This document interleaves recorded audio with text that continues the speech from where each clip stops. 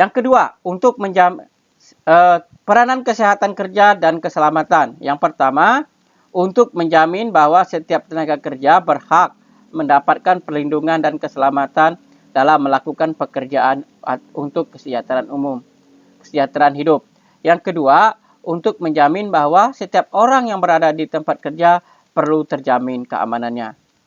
Yang ketiga, untuk memastikan bahwa setiap sumber produksi dapat dipakai dan dipergunakan secara aman dan efisien. Keempat, untuk mengurangi bahaya perusahaan jika terjadi kecelakaan kerja dan penyakit akibat hubungan kerja karena sebelumnya sudah ada tindakan antisipatif dari perusahaan. Yang B, dasar hukum kesehatan dan keselamatan kerja di Indonesia. Yang pertama, menurut Undang-Undang Nomor 1 Tahun 1970 tentang kesehatan dan keselamatan kerja. Menegaskan bahwa ini semuanya ini ada di buku. Silakan silakan dibaca ya. Yang kedua, Permendaker Nomor 5 Tahun 1996 tentang manajemen K3. Dan yang ketiga, Permendaker Nomor 4 Tahun 1987 tentang pembinaan keselamatan dan kesehatan kerja. Yang C, prosedur kesehatan dan keselamatan kerja. 1. Unsur-unsur dalam suatu organisasi atau instansi atau perusahaan atau yayasan. Yang pertama, tenaga kerja. Yang kedua, pengusaha. Yang ketiga, perusahaan merupakan setiap bentuk badan usaha yang mempekerjakan tenaga kerja dengan tujuan mencari untung.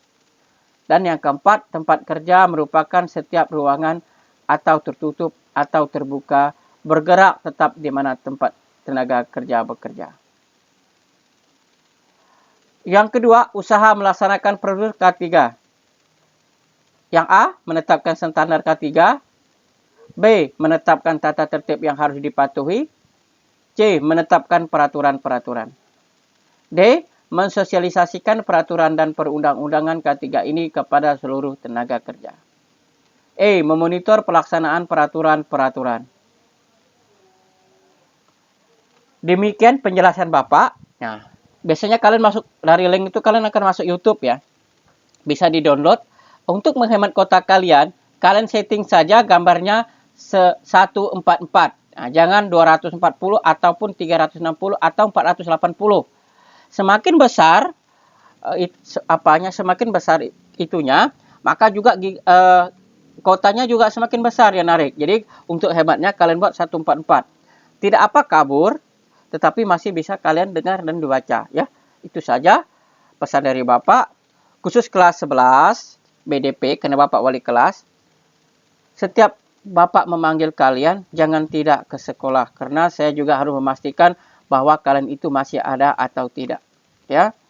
Karena saya tidak tahu di masa pandemi ini, jangan sampai nanti ada papa muda dan mama muda, ya karena udah menikah dan segala macam. Bapak menghindar hal tersebut. Sampai 2-3 bulan tidak ada mengerjakan tugas. Nanti setelah kami rapat, Bapak Ibu guru lain tidak pengen tugas, kalian juga tidak bisa naik kelas. Dan tidak ada kasihan lagi ya, seperti dulu. Pasti naik, kok pasti naik kan pernah pandemi. Oh tidak.